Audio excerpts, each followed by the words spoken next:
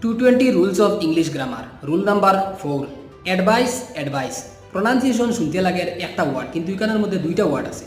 ADBI advice মানে উপদেশ, যেটা একটা নাউন ওয়ার্ড। আবার ADBISE অ্যাডভাইস মানে হলো কি উপদেশ দেওয়া, যেটা একটা ভার্ব ওয়ার্ড। তাই নাউন হিসেবে যখন আমরা ব্যবহার করব সি লেটারওয়ালা অ্যাডভাইসকে ব্যবহার করব, আর ভার্ব হিসেবে যখন আমরা ব্যবহার করব এস লেটারওয়ালা অ্যাডভাইসকে ব্যবহার করব।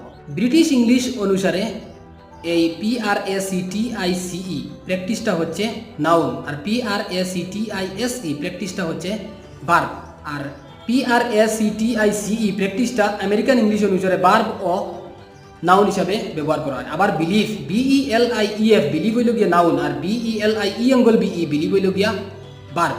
আশা করি বোঝা গেছে। যদি ভালো লাগে তাহলে অবশ্যই চ্যানেলটা সাবস্ক্রাইব করবে। ধন্যবাদ।